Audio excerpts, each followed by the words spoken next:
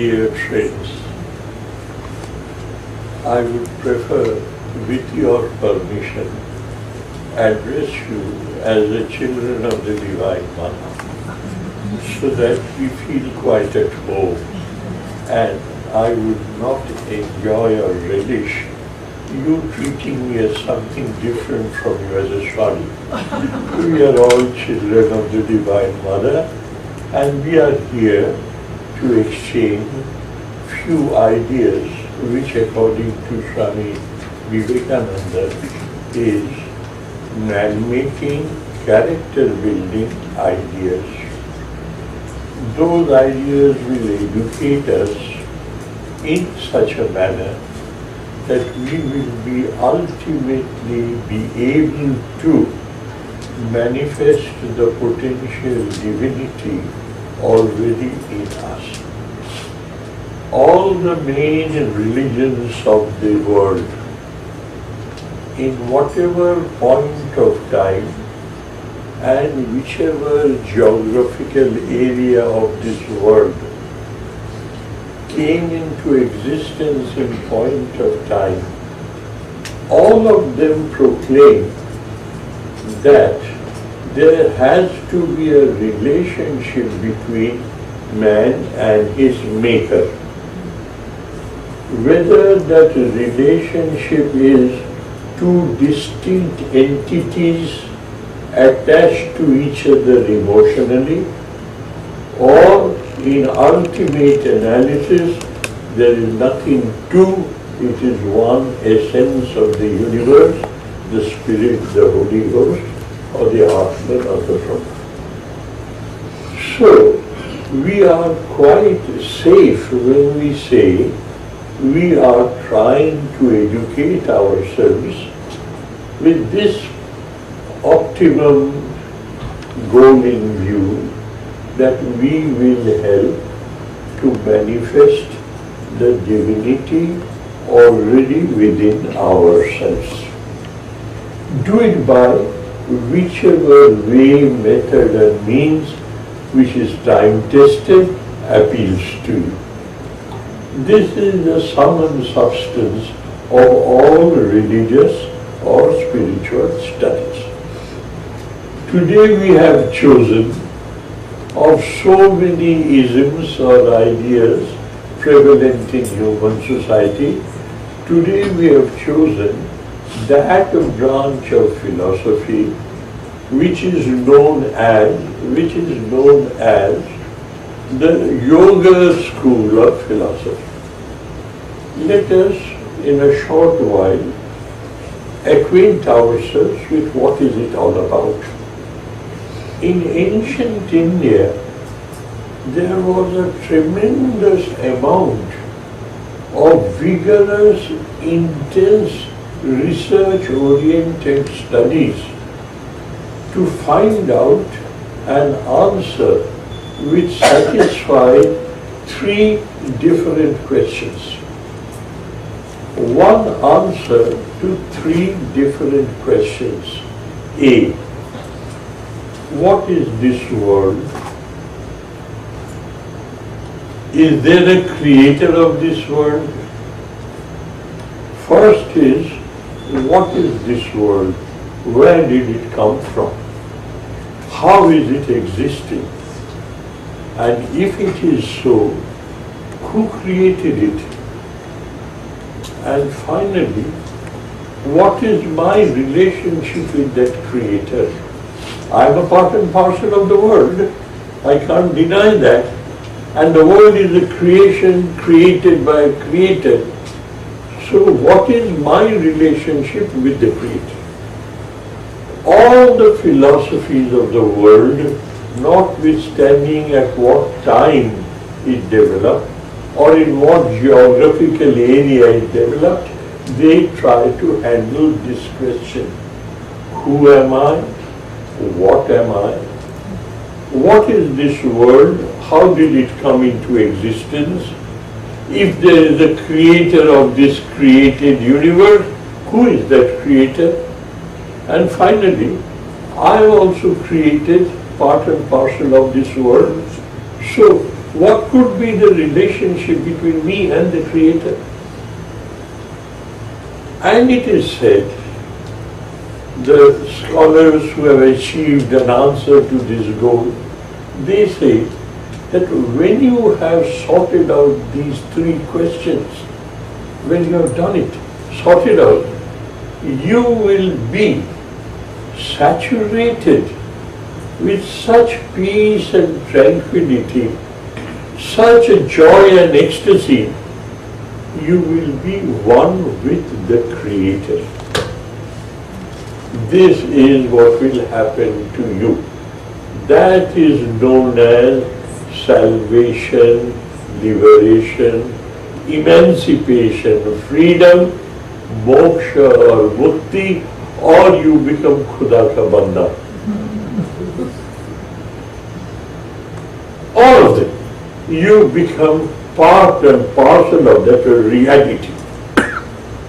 How to reach that goal have two different aspects. One, in the modern method of education, as you know, one aspect is known as fundamental sciences, theoretical sciences. People keep on make use of their brain, their rationality, their unstoppable logical search.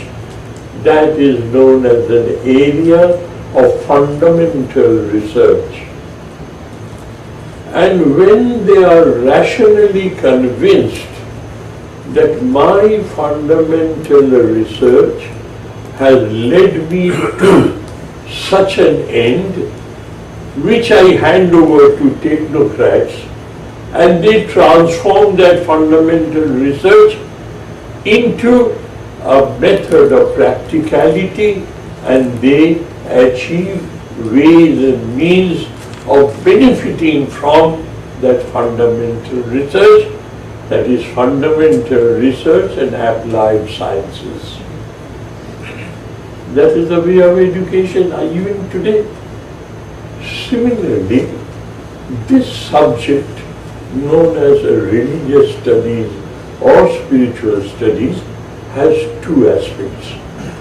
One is the rational conviction, fundamental science, in the domain of reasoning and understanding only.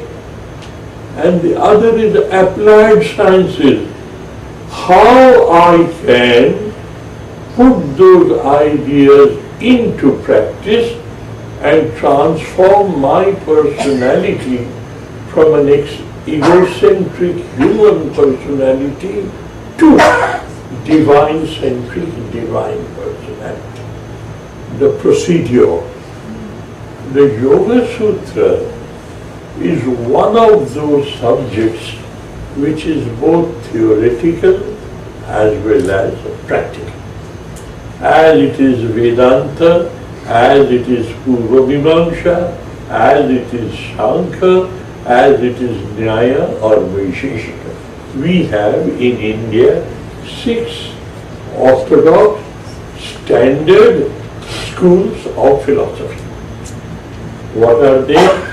The Sankhya Darshana, the Sankhya school of philosophy, the Yoga school of philosophy, the Nyaya school of philosophy, the Vaisheshika school of philosophy, the Purva Mimamsa school of philosophy, and Uttara Mimamsa, the Vedanta school of philosophy.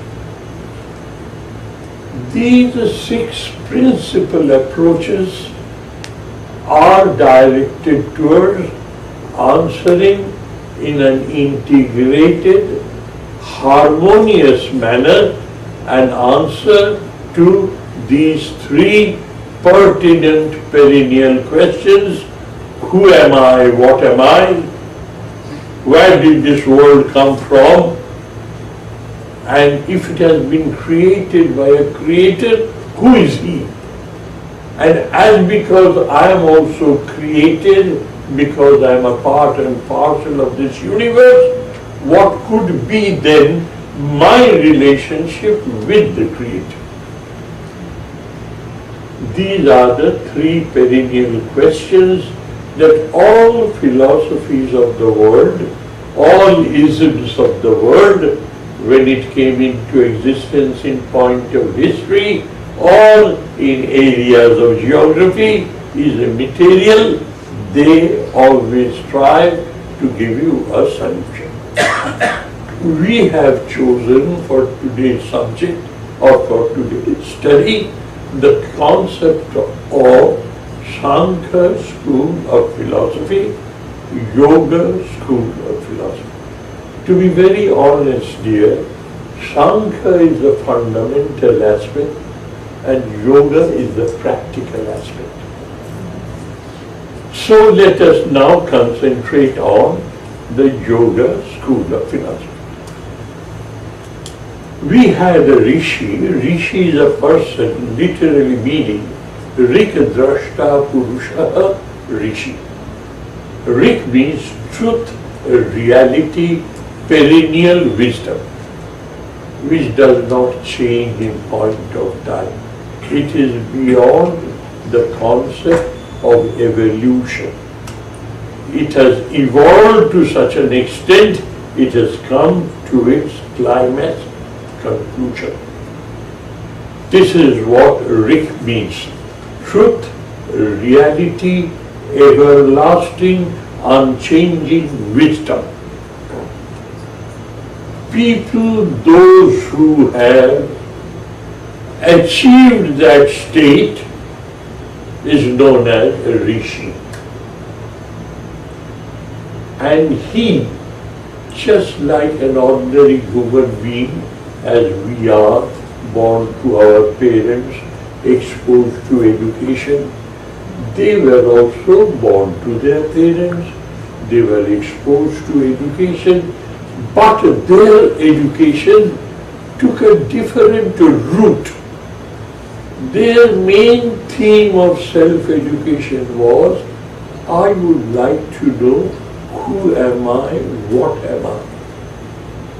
And I am told that when I know my true original nature, I will be absolutely saturated with unbreakable peace, tranquility, joy and ecstasy.